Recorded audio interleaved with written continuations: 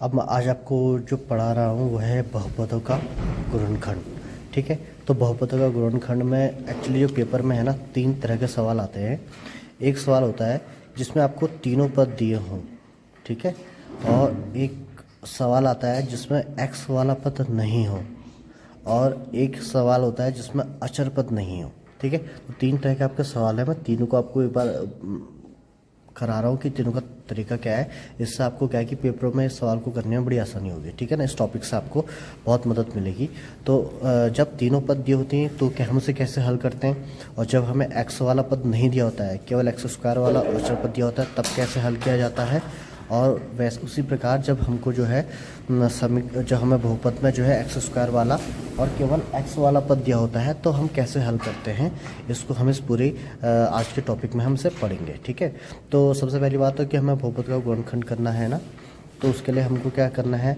इसका पहला स्टेप यही है कि आप इसमें यहाँ ए और सी की गुणा करो। इसमें जो तीनों पद होते हैं उसमें एक स्टेप में पहले भी बता चुका हूँ वीडियो में कि जो ए होता है ए और सी की गुणा की जाती है। तो यहाँ पे अगर हम ए और सी की गुणा करेंगे तो हमारा आ जाएगा 8। ठीक है, फिर इसके बाद का स्टेप है कि आपने इस 8 के क्या है गुणनखंड करने हैं। तो जितना आपको गुणनखंड इसके आप करेंगे, और गुणनखंड करते वक्त तो ध्यान रखेंगे कि जो बड़ी वाली संख्या है वो पहले लिखी जाए। ठीक है, तो 8 एकम 8 पहला। ठीक है, 4 दूनी 8। ठीक है, और कोई है 4 दूनी 8 और 8 एकम 8 हो ही गया है। तो अब आपको ये 2 मिल रहे हैं। ठीक है, इस बार आपको ये 2 गुणनखंड मिल रहे हैं। अब इन 2 गुणनखंडों में से आपने वो लेना है जिसको घटा के जो है 2 आ जाए। अब आप कहेंगे घटा के ही क्यों लिया हमने, क्योंकि मैंने आपको बताया था सवाल पहले वाले उसमें वीडियोस में कि हमने इसके बाद देखना होता है ये चिन्ह जो अक्षर के आगे का चिन्ह होता है ना, बड़ा महत्वपूर्ण होता है। अगर ये माइनस का है तो हमने वो गुणनखंड लेने हैं जिन्हें घटा के 2 आ जाए। अगर ये प्लस होता ना तो हम इनमें से वो जोड़ा लेते जिसको जोड़ के 2 या जहाँ पे जो भी लिखा हुआ है एक्स के आगे जो संख्या लिखी हुई है बी, जैसे बी बोला जाता है तो बी आ जाए। ठीक है, तो ये चिन्ह बड़ा महत्वपूर्ण है। यहाँ पे माइनस है तो हमने इनमें से वो लेना है, वो जोड़ा लेना है जिसको घटा के 2 आ जाए। क्लियर हो गया, साफ बात हो गई है ना। तो हमें कौन दिख रहा है इसमें से, इसका मतलब हमारा ये जो दूसरा वाला जो इसका गुणनखंड है ये हमारा आंसर होता है। तो अब इसके बाद क्या किया जाएगा, इसके बाद ये किया जाएगा कि एक्स स्क्वायर तो अपनी जगह ऐसी का ऐसी रहेगा। ठीक है, माइनस अपनी जगह ऐसी का ऐसी है।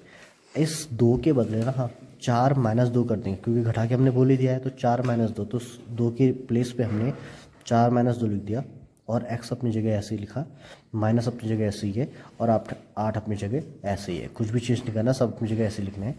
अब इसके बाद हमने क्या करना है कि ये ब्रैकेट होना है, इस ब्रैकेट को ओपन करना है। तो ब्रैकेट को ओपन करते वक्त हमें एक बात का ध्यान रखना है, हमेशा आप ध्यान रखिए कि जब भी ब्रैकेट लगा रहे हों बाहर से माइनस है तब भी चिन्ह बदलेगा ब्रैकेट के अंदर, और बाहर से माइनस और ब्रैकेट खोल रहे हों तब भी चिन्ह बदलेगा। तो यहाँ पे भी बाहर से माइनस और ब्रैकेट खोल रहे हैं तो चिन्ह बदलेगा। तो एक्स स्क्वायर अपनी जगह ऐसे रहा, ये माइनस है तो ये तो प्लस है तो ये माइनस का हो गया, और ये 4x हो गया।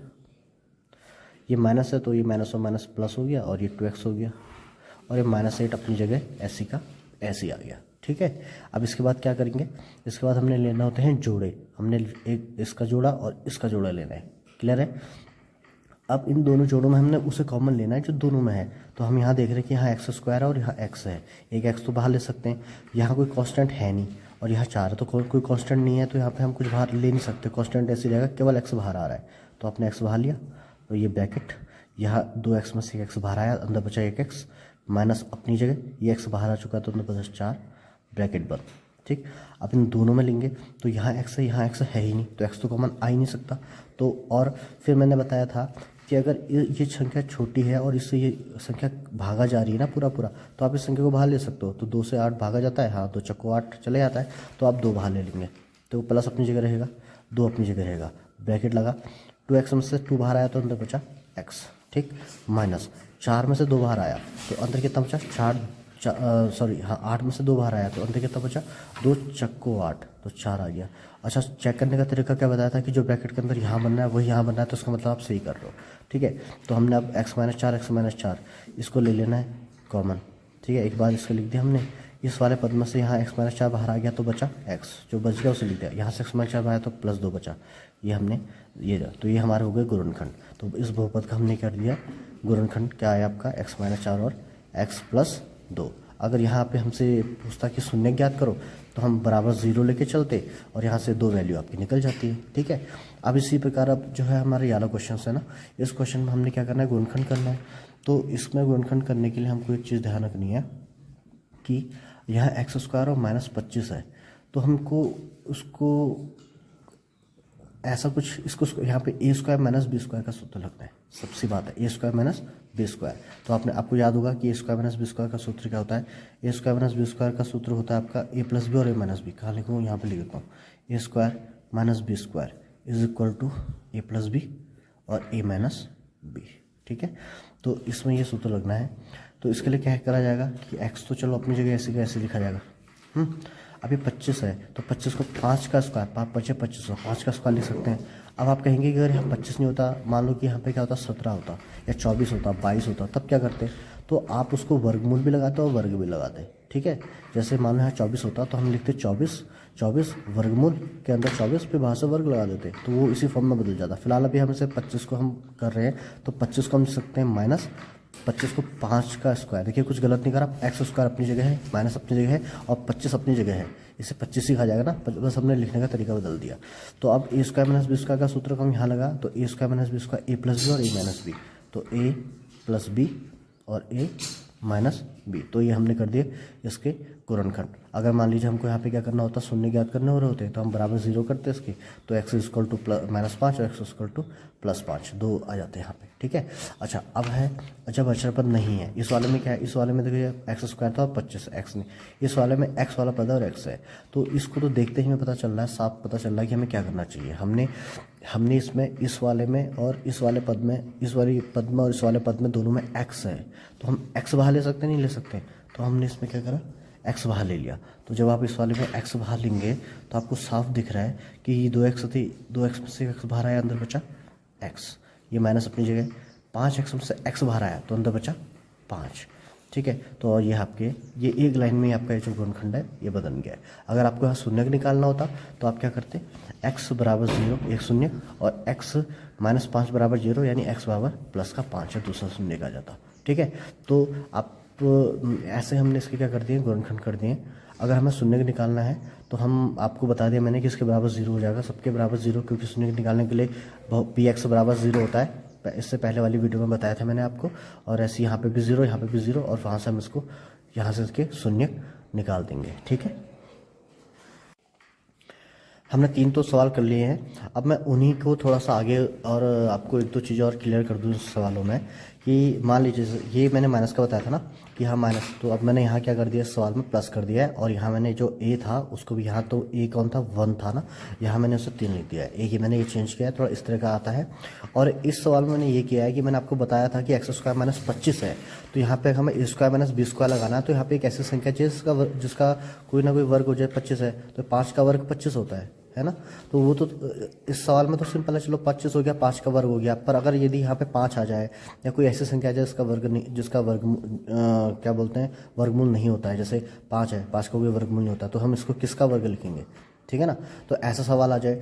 और यहाँ पे मैंने क्या किया, मतलब x², यहाँ a जो था वो 1 था ना, x² का गुणांक a 1 था, यहाँ x² का गुणांक हमने क्या लिख दिया, 2 लिख दिया है। तो अब ये 3 थोड़ा सा और मैं एक बार बता दूं तो और थोड़ा क्लियर हो जाएगा आपको इससे, ये पूरा आपका बहुपद का गुणनखंड पूरा क्लियर हो जाएगा इससे आपको।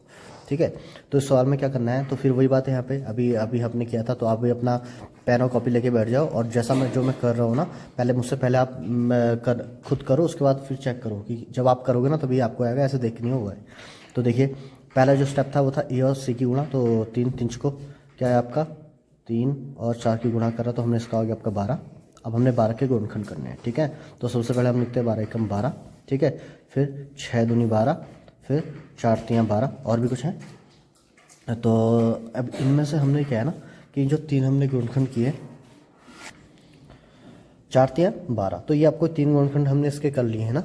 तो अब हमने इनमें से वो लेना है, वो जोड़ा लेना है जिसको, ये चिन्ह मैंने बताया था बहुत महत्वपूर्ण है, तो इसके आगे प्लस लिखा हुआ है, तो इनमें से हमने वो लेना है, इसे प्लस करके क्या आ जाए, 8 आ जाए।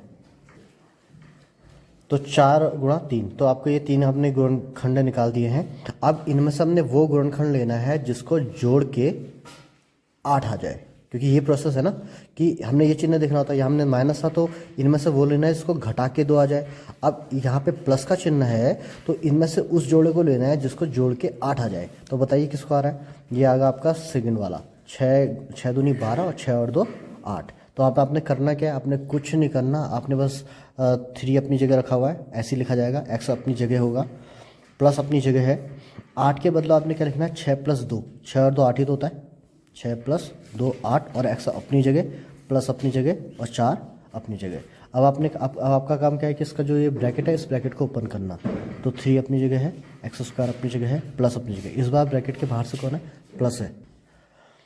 तो अब हमने क्या काम होता है कि इसका ब्रैकेट ओपन करना है ना, तो यहाँ क्या है, बाहर से ब्रैकेट के बाहर से प्लस है, और जब ब्रैकेट के बाहर से प्लस है तो चिन्ह चेंज करने की ज़रूरत नहीं है, जो जैसा है वैसे लिखा जाएगा। क्लियर हो गया। तो यहाँ प्लस, तो ये x और 6 की मल्टीप्लाई है तो 6x हो गया, यहाँ पे आपका 2x हो गया, और ये प्लस हो गया, और 4 अपनी जगह, सब अपनी जगह लिखे हुए, ओपन हमने ब्रैकेट कर दिया। अब इसका नेक्स्ट क्या काम है, 2 का जोड़ा बना दिया हमने, तो 2 का जोड़ा ले लिया। अब इनमें से जो कॉमन है उसे बाहर ले लिया जाएगा, जो बच जाएगा वो अंदर रहेगा। ठीक, तो अब फिर कॉमन लेने के लिए क्या बताया था मैंने कि आपको यहाँ x² और यहाँ x है, एक x तो आपका बाहर आ ही रहा है ना। अब ब्रैकेट लगा, इसमें से और इसमें से हमने x तो बाहर ले लिया। अच्छा, अब मैंने बताया था अगर छोटी संख्या से बड़ी वाली संख्या भागा जा रही है तो उसको बाहर ले लोगे। तो 3 से 6 भागा जा रहा है, 3 दूनी 6 कटता है ना 3 से 6 पूरी तरह, तो आपने 3 बाहर ले लेना है, तो आपने 3 भी बाहर ले लिया। ठीक है, तो अब यहाँ से 3 बाहर आ चुका है, एक x बाहर आ चुका है, एक x तो अंदर बचा, अब प्लस अपनी जगह, x बाहर आ चुका है और 6 में से 3 बाहर आया, तो कितना बचा, 3 दूनी 6, तो ये अंदर बचा 2, और ये ब्रैकेट बंद, और ये आपका हो चुका है इसका। ठीक है, अब इस पे आते हैं, बाहर से कौन है, प्लस है, तो बाहर से प्लस है तो अंदर कोई टेंशन नहीं है चिन्ह हिन्ह बदलने की, सब ठीक है। अब ब्रैकेट इसमें से और इसमें से क्या बाहर आया, यहाँ x है, यहाँ x है ही नहीं, तो x तो बाहर आ नहीं सकता। अब देखते हैं संख्या, तो यहाँ 2 है और यहाँ 4 है, तो 2 से 4 पूरा कटता है, हाँ 2 दूनी 4 कटता है, तो हम 2 बाहर ले सकते हैं, तो हमने यहाँ से 2 बाहर ले लिया। अब बचा है ब्रैकेट, इसमें से अब 2 बाहर आया, अंदर बचा x, और 4 में से 2 बाहर आया तो अंदर बचा 2। ठीक है, तो अब क्या हुआ, इसमें और इसमें x + 2 यहाँ भी आ रहा है, x + 2 यहाँ भी आ रहा है, यानी कि मेरा जो सवाल है वो बिल्कुल सही चल रहा है। ठीक है, ये चेक करने का तरीका भी है ना।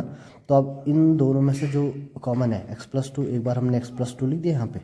ठीक, और जो बचा यहाँ से क्या बचा, x + 2 आया तो 3x बचा, 3x, और यहाँ x + 2 आ चुका, क्या बच गया, प्लस का 2, तो ये हो गया हमारे यहाँ पे इसके गुणनखंड। ठीक है, तो ये तो ठीक है, आपको एक एक स्टेप आप इसका वीडियो को दोबारा आप शुरू करके आप चेक कर लीजिए मैंने क्या बोला, और दोबारा से कीजिएगा। अब आता है इस सवाल में, इसमें क्या है, x² - 5 है, तो आप देख रहे हैं कि यहाँ हमें a² - b² का सूत्र लगाना है, तो हमें a² तो है परंतु b² नहीं है, और ना ही हम इसे बना पाते हैं। 5 को हम किसका स्क्वायर लिखें, किसका नहीं, तो इसलिए हम इसका एक तरीका होता है कि आपने x² लिखा है। ठीक है, अब ये 5 है ना, इसको आप वर्ग आपने लगाया, वर्गमूल आपने लगाया, और आपने साथ ही बाहर से क्या लगा दिया, वर्ग लगा दिया। ठीक है ना, क्योंकि वर्गमूल लगाया और वर्ग लगा दिया, वर्ग से वर्गमूल कैंसिल आउट हो गया, 5 ही है, 5 ही लिखा हुआ था, सिर्फ 5 को मैंने वर्ग भी लगा दिया और वर्गमूल भी लगा दिया। तो ऐसा किया जाता है जब आपको a² - b² का सूत्र बनाना है। तो अब ये a² - b², अब a का काम कौन कर रहा है, x, और b का काम कौन कर रहा है, वर्गमूल 5 √5। ठीक हो गया, तो अब इसको अगर हम सूत्र लगाएंगे a² - b² a + b - b, तो a + b, ठीक है, और a - b। अब जब इसमें क्या करना होगा, अगर आपको उसका शून्य निकालना होगा तो दोनों को यहाँ सबके बराबर 0 लेके x प्लस √5 बराबर 0, x बराबर -√5, और x -√5 बराबर 0, x बराबर प्लस का √5 आ जाएगा। वो बात की वो तो आप कर लेंगे। ठीक है, तो अभी हमारा गुणनखंड निकालना, तो हमने गुणनखंड में इतना ही करेंगे इसमें। अब आते हैं तीसरे वाले टाइप में, जो इसका तीसरा सवाल है। इसमें टाइप में क्या है कि आपको यहाँ पे कांस्टेंट नहीं दिया हुआ है, x दिया हुआ है, तो जो कॉमन है हमारा काम क्या है कि 2 का जोड़ा मिला हुआ है हमें, इसमें जो कॉमन है हम उसे बाहर ले लेंगे, हमारा काम हो जाएगा। तो x² और x, तो एक तो x आना ही आना है बाहर। ठीक है ना, अब देखिए यहाँ संख्या देखिए, इन दोनों में यहाँ 2x तो 1x बाहर आ गया, 1x तो 1x बाहर आ गया। फिर मैंने आपसे कहा था कि अगर छोटी से बड़ी वाली को भागा जा रहा है ना, तो आप छोटी वाली संख्या बाहर ले लो। तो 2 से 12 को भागा जाता है, बिल्कुल जाता है, 2 छंग 12, तो आपने 2 भी क्या ले लिया, बाहर ले लिया, तो 2 बाहर ले लिया। अब 2 ये बाहर आ चुका है, 2x में से 1x बाहर आ चुका, अंदर 1x बचा, और ये माइनस x तो बाहर आ चुका है, 2 से 12 को भागा दिया तो 2 छंग 12, तो कितना आया 6। तो अब आपका क्या इसके गुणनखंड क्या हो चुके हैं, 2x मल्टीप्लाई x माइनस 6, तो यहाँ पे इसके गुणनखंड हो चुका है। तो इस तरह में अगर आपका दोनों में ए में भी कोई संख्या लिखे तो आप कॉमन उसे ले सकते हैं और आप उसके गुणनखंड कर सकते हैं। तो आप इस सवाल को अगर आपको एक बार आप इसे दोबारा कीजिएगा, इसमें सारे डाउट आपके क्लियर हो गए गुणनखंडों बहुपदों का गुणनखंड में। इसमें से आपको एक टाइप का सवाल आपको आपके बोर्ड में ज़रूर मिल जाएगा। ठीक है।